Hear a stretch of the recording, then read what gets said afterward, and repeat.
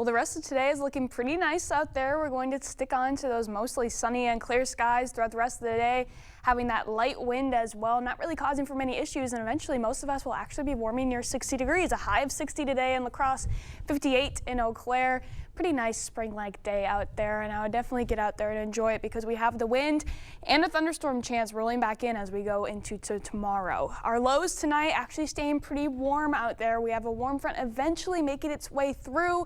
That's going to be the cause of a lot of our chances for thunderstorms tomorrow. So tonight we're looking at lows in the mid to low 40s, a little bit above typical for this time of year, and then going into tomorrow, highs possibly happening a little bit earlier in the day once we start to get some cloud coverage out ahead of those thunderstorm chances. Overall, though, still staying a little bit above normal for now. We're getting into the mid 60s out there, so possibly getting out there and enjoying it in the earlier portion of the day. However, again, those winds are going to come back around and it's going to be a little bit breezier.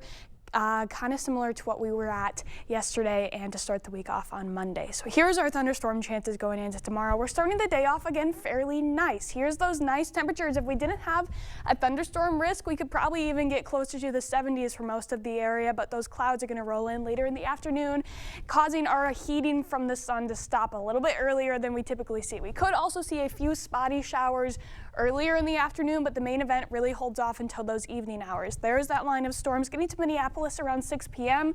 So that makes it getting into our area anywhere around 8 to 10 p.m. This line is going to be moving very fast, around 40 to 50 miles an hour. So it'll be there and out of the way before you even know it.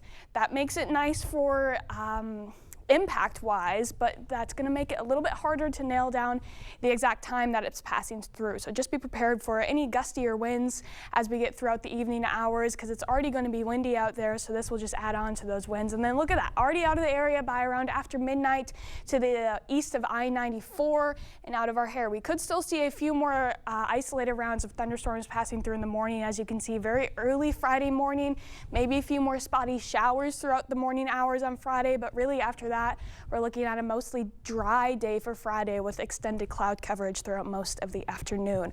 We are sitting in a marginal risk. As you can see, a lot of the more severe risk is down to our south and our west. Most of our area is sitting in a marginal risk, which is a 1 out of 5 for severe thunderstorm risks. The main risk for this is going to be that hail possibility, and then again, the high wind risk, because we're already going to have those breezier conditions. So those thunderstorms passing through are really just going to add on to that. A low risk of flooding, not really a huge factor though, because our grounds are actually not frozen anymore finally after the very hard ground that we had after the cold winter.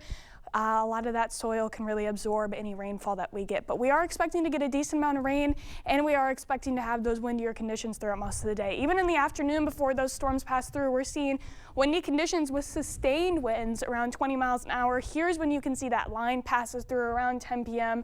Could see sustained winds getting closer to 30, but then they drop off really quickly after that and stay fairly light throughout most of the overnight period. As for rain totals, this is going to be through Thursday and for Friday. We're looking at anywhere from a quarter, maybe half of an inch. However, this could really increase by whoever sees the extended thunderstorm activity. And then after this, Thursday and Friday, we have even more rain on the way as we go into Sunday night and going into the beginning of next week. So definitely a little bit of a rainier period setting up, but that's not atypical for April. You know, April showers bring those May flowers. So hopefully with all this rain that we're going to be getting, we can start seeing some buds on the trees, maybe some flowers peeking up. I know it's kind of early, but I'm itching for it. Oh, me too. I'm so sick of seeing the bare trees. I'm seeing some of the buds, some of the red buds on some of those trees. So looking forward to, those flowers. Hopefully this sparks it. Yeah, for sure. And like you said, definitely take advantage of the nice weather today. Yes, get outside as soon as you're done with your jobs.